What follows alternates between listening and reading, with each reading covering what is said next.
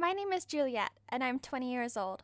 I grew up in a poor family. Although my parents always struggled financially, they always tried to do their best for me. I was always self-conscious about my poor background, and so I never made many friends in school. But then one day, I met Tony, the most handsome guy in our class. I always tried to talk to him as much as possible and flirt with him to get his attention. Until one day, he asked me out on a date. It was one of the happiest days of my life. Tony, however, had previously dated another girl in our class, Amy. When they were together, Tony invited Amy to his house, and while she was there, Tony caught her smoking in his bedroom. He was disgusted, and so he told her to leave his house.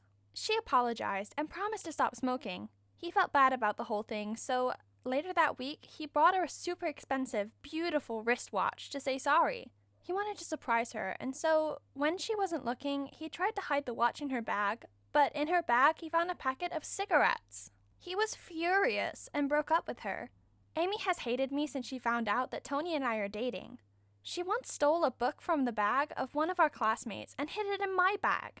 When our classmate realized his book was missing, he demanded that he search everyone's bag. Slowly but surely, he made it through the entire class, and when it got to my turn, I knew the book wasn't in my bag, so I wasn't nervous at all. When the book was found in my bag, I was so surprised and embarrassed that I ran out of the class crying. Luckily enough, Tony noticed that while everyone was in shock, Amy was giggling, so Tony scolded her and came to find me to comfort me. This only made Amy even more upset with me. Later on that week, Tony asked me out on a date to a fancy restaurant.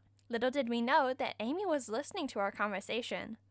The night of the date, I wore a beautiful white dress and arrived for the date 15 minutes early. I was so nervous because I'd never eaten at a fancy restaurant like this before due to my poor background.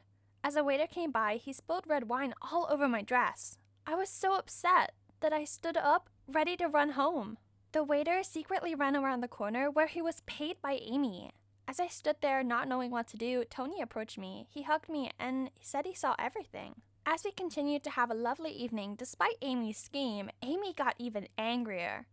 The next week, Tony invited me to dinner at his house to meet his parents. I arrived and we had a lovely evening, discussing all sorts of things: school, the weather, politics, movies, etc.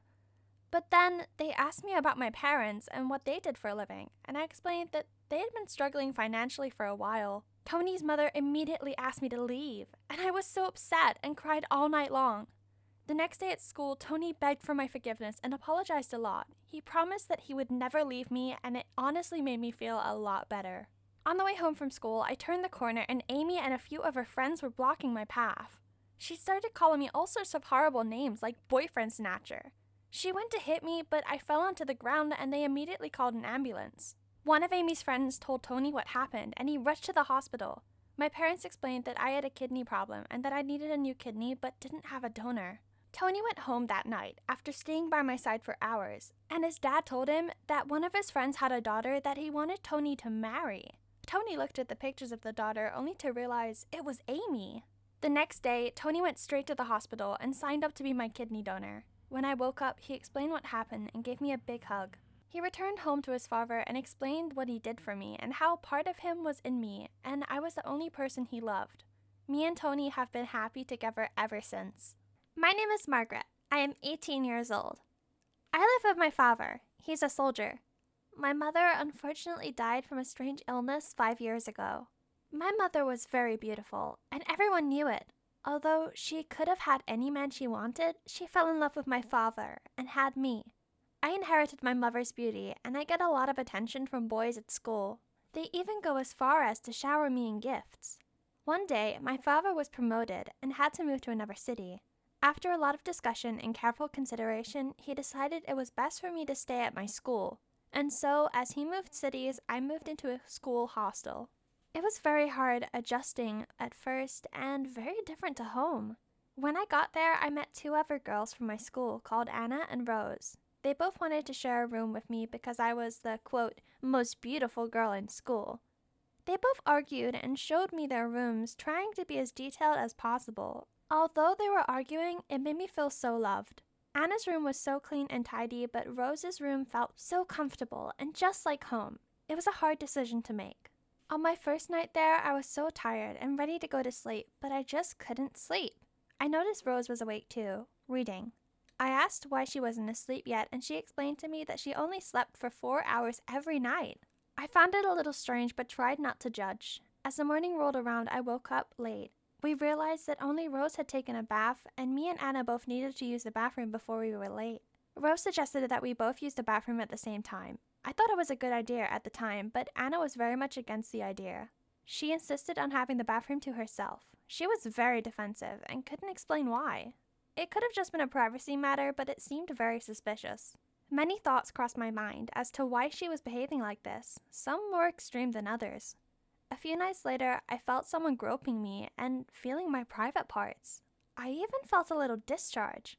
It felt like a horrible dream. In the dream, it was a boy in a girl's wig doing this to me, and I couldn't make out the rest of the features because it was too dark.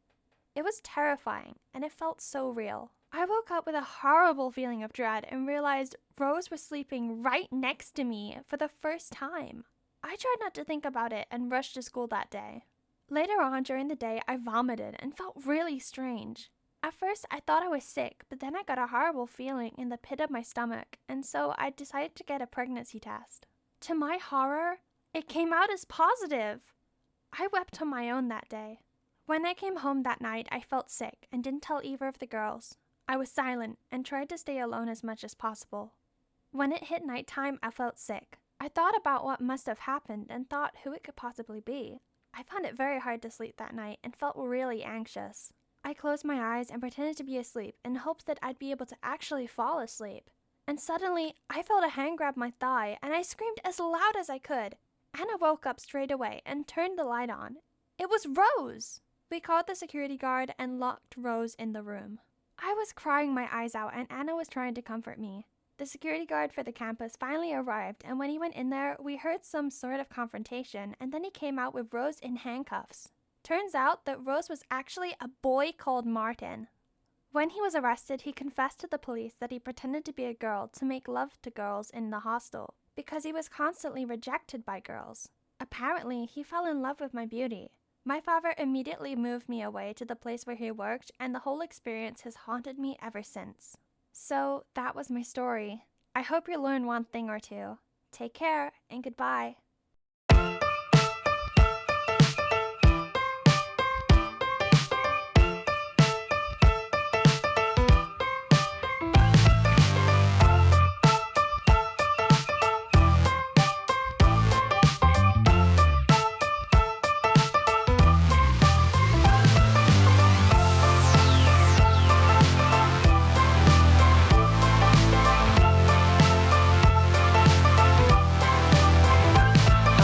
Tickled pink that things aren't going my way, 'cause that would be boring. Spend my last cent on cheese and champagne.